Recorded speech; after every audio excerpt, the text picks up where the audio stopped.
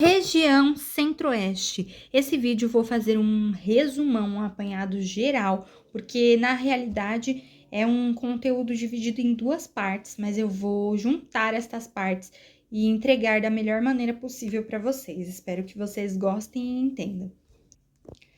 Bom, a região Centro-Oeste compreende a divisão político-administrativa que abrange 4 unidades federativas, sendo 3 estados e o Distrito Federal.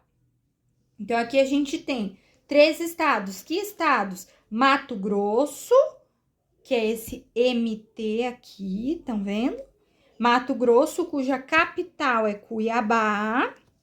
Goiás, que é o GO, cuja capital é Goiânia. E Mato Grosso do Sul, cuja capital é Campo Grande. E aqui o nosso queridinho Distrito Federal, DF. Vou falar rapidamente esses fatores que eu coloquei: divisas regionais, fronteira com a América e Mercosul. Bom, originalmente em 1943, segundo a divisão regional, o Centro-Oeste apresentava 2 estados apenas, Goiás e Mato Grosso. Aí o tempo foi passando, foi sofrendo subdivisões, e lá em 1957 iniciaram-se as obras de construção de Brasília. Então, começou a construção de Brasília em 1957 e Brasília foi inaugurada em 1960. Em 1977, ou seja, 17 anos depois da inauguração de Brasília, durante o governo Ernesto Geisel, iniciam-se os entendimentos para desmembrar o estado de Mato Grosso, criando 2 novos estados, Mato Grosso e Mato Grosso do Sul. Em 1988 e 1989, ocorreu o desmembramento do antigo estado de Goiás e a criação do estado de Tocantins. Das regiões brasileiras, o Centro-Oeste é a única região que faz limite com todas as demais e, ao mesmo tempo, a mais interiorana do país. É também a única que não apresenta litoral. Então, a região Centro-Oeste faz limite com todas as demais regiões brasileiras e não tem litoral. A fronteira, né? Não apresenta litoral. Possui fronteiras com 2 países, Bolívia e o Paraguai. Então, o que é isso? Fronteira com a América quer dizer que faz fronteira com Bolívia e Paraguai. Essa fronteira com a América, Bolívia e Paraguai, pode potencializar a economia da região. E essa relação com o Mercosul que eu coloquei é que essa região Centro-Oeste está situada num local de facilitação comercial com o Mercosul.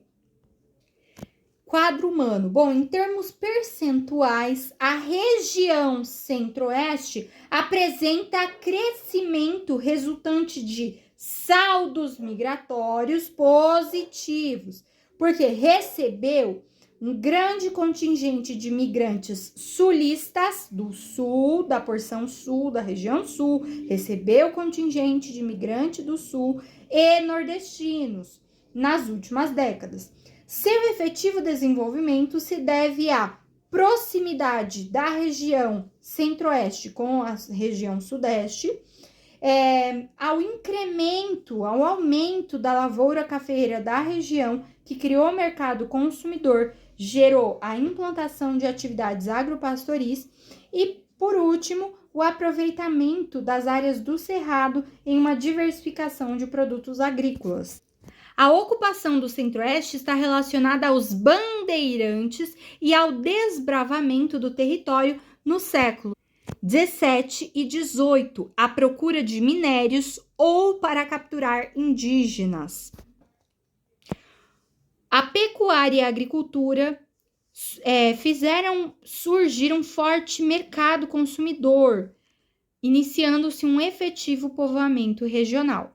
Em 1935 foi construída Goiânia para ser a nova capital de Goiás, um forte atrativo para a área e o surgimento de novas cidades. Mais tarde, a construção da Estrada de Ferro Central do Brasil também facilitou o escoamento de produtos e interligou São Paulo, Bauru, Corumbá, Campo Grande e Santa Cruz de la Sierra, na Bolívia. Atualmente, essa Estrada de Ferro Central do Brasil denomina-se Rumo Malha Oeste, tendo sido chamada anteriormente de Estrada de Ferro Noroeste. A inauguração de Brasília em 21 de abril de 1960 e a abertura de rodovias de acesso também atraíram migrantes e ampliaram o quadro demográfico e a área ocupada, permitindo inclusive o surgimento de cidades satélites, tais como Gama, Taguatinga, Braslândia, Sobradinho, Planaltina, Paranoá, entre outras. A região centro-oeste vem passando por um acentuado processo de urbanização. Esse processo de urbanização ocorreu pelo êxodo rural e principalmente pelo fluxo migratório de pessoas de outros estados para os centros urbanos do centro-oeste. Brasília, inaugurada então em 21/4, ou seja, 21 de abril de 1960. O objetivo inicial era protegê-la de invasões marítimas e promover a ocupação do interior. A missão Cruz mediu o quadrilátero onde seria o Distrito Federal, mas em 1956, só em 1956, a construção foi iniciada. A capital federal é a terceira cidade mais populosa do Brasil, mais de 3 milhões de habitantes. Como justificativas para a construção de Brasília, então a gente pode apontar promover o progresso e a modernidade da sociedade brasileira e legitimar a centralização, além da segurança nacional. Então, 3 pontos para que são explicitados como justificativas para a construção de Brasília.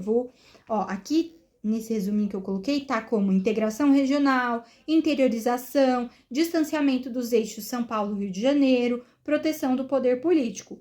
Em síntese, posso colocar 3 outros pontos, mas todos esses estão corretos. Mas, resumindo de uma maneira bonitinha, promover o progresso e a modernidade da sociedade brasileira, legitimar a centralização e a segurança nacional. A caracterização de Brasília, então, elucida uma cidade planejada e construída segundo uma lógica política centralizadora para abrigar a sede do poder, afastando-a da sociedade. No governo, então, vamos para a implantação. No governo de Juscelino Kubitschek de Oliveira, o processo de implantação da nova capital toma seu impulso final. O Juscelino JK assinou em abril o projeto de lei que delimitava, em abril de 1956, Juscelino assinou o projeto de lei que delimitava a área do DF, do Distrito Federal, e criava a Companhia Urbanizadora da Nova Capital, a chamada Nova Cap. O projeto se transformou em lei e deu o nome a Brasília, o nome Brasília à nova capital. O plano piloto de Brasília foi elaborado por Lúcio Costa. Então, o projeto de engenharia, ou seja, o plano piloto, foi elaborado por Lúcio Costa. Agora, o arquiteto Oscar Niemeyer imediatamente começou a elaborar projetos para os primeiros edifícios. Então, o projeto arquitetônico foi elaborado por Oscar Niemeyer, como o Congresso Nacional, os Palácios da Alvorada e do Planalto, o Supremo Tribunal Federal, o STF, e a Catedral de Brasília. Coloquei algumas informações importantes, vou repassar rapidamente para a gente já entrar na segunda parte de região centro-oeste. Bom, Brasília está localizada na região centro-oeste do Brasil. E aí, nessa cidade, na região, em Brasília, estão estabelecidos os 3 poderes da União: executivo, legislativo e judiciário. Em Brasília, tem os executivo, legislativo e judiciário.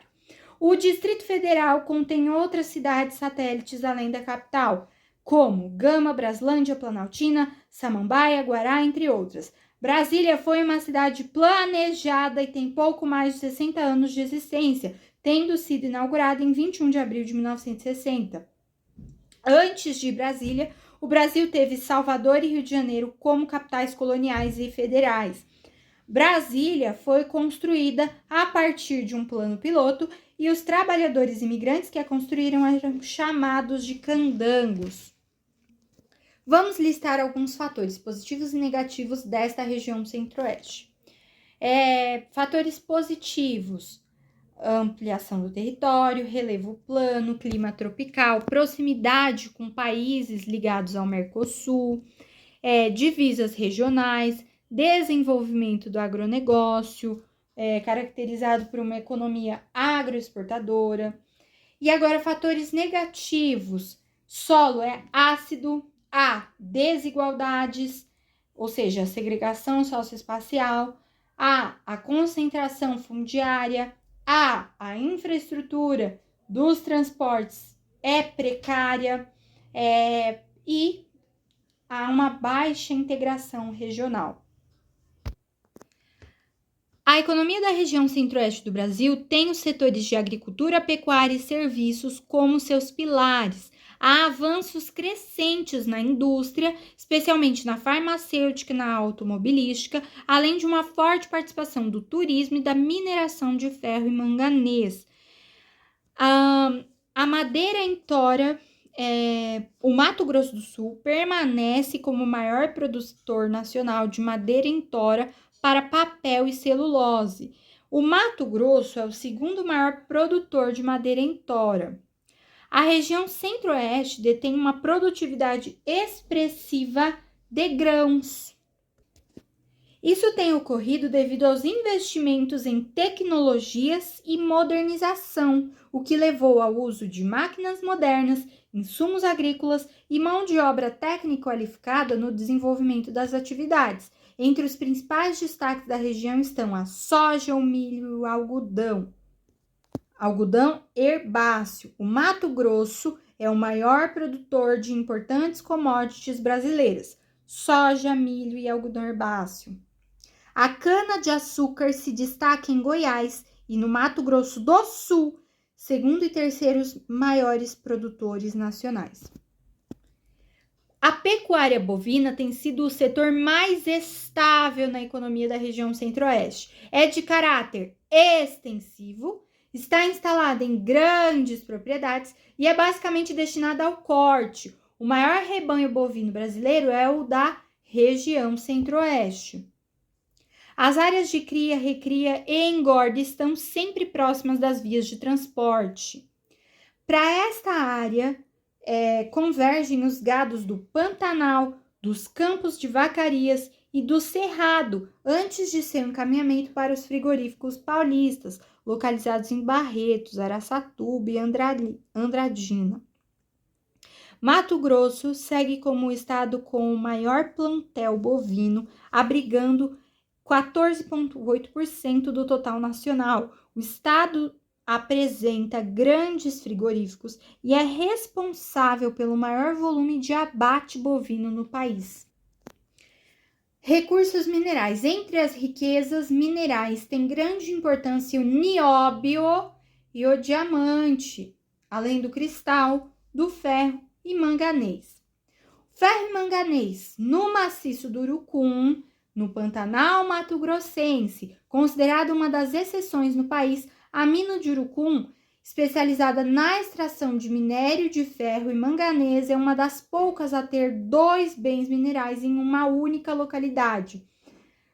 O produto é exportado para a Argentina e países europeus por vias terrestre e fluvial.